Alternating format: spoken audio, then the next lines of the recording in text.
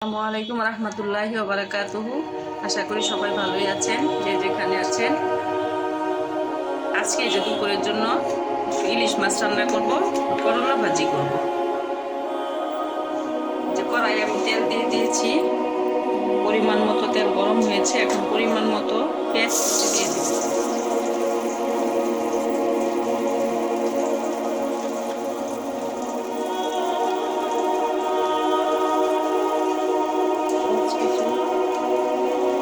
দিয়ে দিলাম লবণ।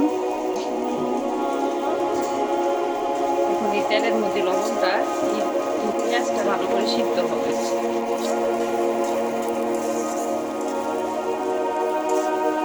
পেঁয়াজটা সিদ্ধ হয়ে কষতে থাকুন, তারপরে মশলা দিব।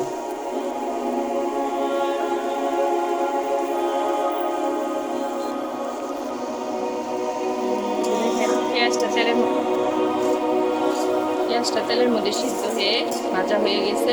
এখন এখানে আমি পরিমাণ মতো দিয়ে দিব পেঁয়াজ বাটা। পরিমাণ মতো পেঁয়াজ বাটা দিলাম।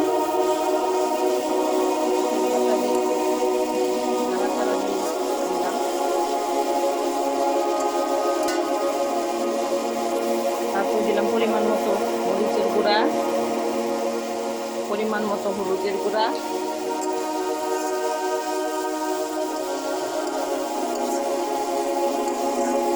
ইলিশ মাছের রসুন বাটা দিবেন না কখনো। ইলিশ মাছের রসুন বাটা দিলে ইলিশ মাছের যে স্মেলটা সেটা থাকে না। অন্য সব মাছেই রসুন বাটা দিতে হয়। অনেকে ইলিশ মাছের রসুন বাটা দেয়, কিন্তু আমি রসুন বাটা ছাড়া শুধু পেঁয়াজ কাটা, পেঁয়াজ বাটা আর হলুদ মরিচ সেগুলো দিয়ে রান্না করি। এভাবে আপনারা একবার ট্রাই করে দেখবেন কেমন লাগে। আশা করি অবশ্যই ভালো লাগবে। তারপর দিয়ে দিলাম পানি। এখন আবার এই মশলার সাথে পেঁয়াজ কষানো হবে। এটা আবার ইচ্ছা মতো কষানোর পরে পরে আমি মাছটা অ্যাড করবো।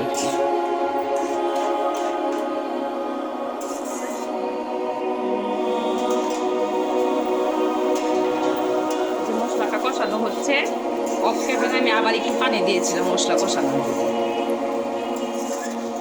2বার পানি দেওয়া হয়েছে। মোটামুটি 5-6 মিনিটের মতো মশলাটাকে আমি কষালাম। এখন আমি এখানে মাছ দেব।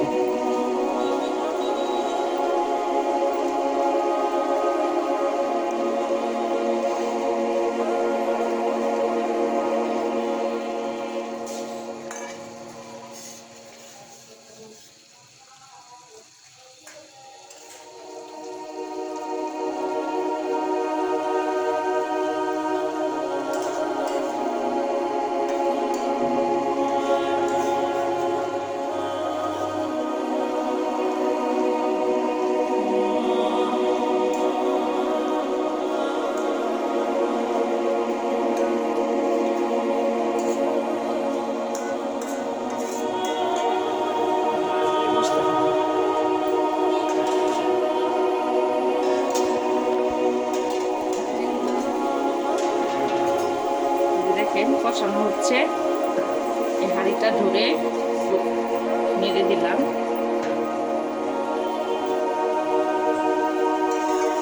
এইভাবে কষতে থাকবে।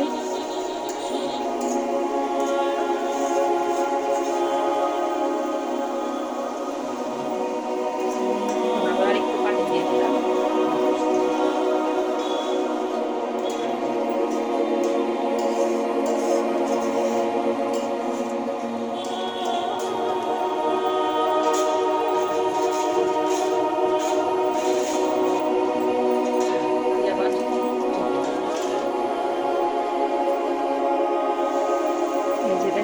কষানোটা এরকম হচ্ছে। এখন কষানো শেষ, মাছটা প্রায় হওয়ার দিকেই। একটু পানি দিয়ে দিব, অল্প একটু। পানিটা আর একটুই হলে নামিয়ে ফেলবো মাছটা।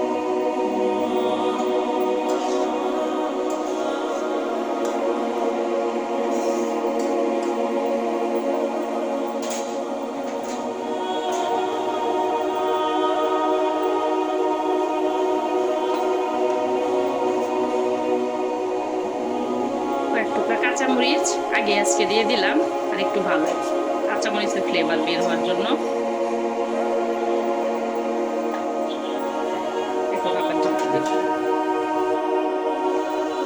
এই যে দেখেন ইলিশ মাছটা রান্না কমপ্লিট। এখন আমি চুলাটা লো মিডিয়াম করে দিব, করে তেল ওঠা পর্যন্ত। তারপরে আবার আর কয়েক টুকরো কাঁচামরিচ দিয়ে দিলাম আবার নামানোর আগে। তবে আপনারা একবার হলেও ইলিশ মাছটা এভাবে রান্না করে খেয়ে দেখবেন, রসুন বাটা, জিরা বাটা, ধনিয়া বাটা এগুলি ছাড়া, পেঁয়াজ কুচি আর পেঁয়াজ বাটা, হলুদ মরিচ দিয়ে এভাবে রান্না করে খেয়ে দেখবেন, অবশ্যই ভালো লাগবে। এখন চুলাটা কমিয়ে দিই তেল ওঠার জন্য।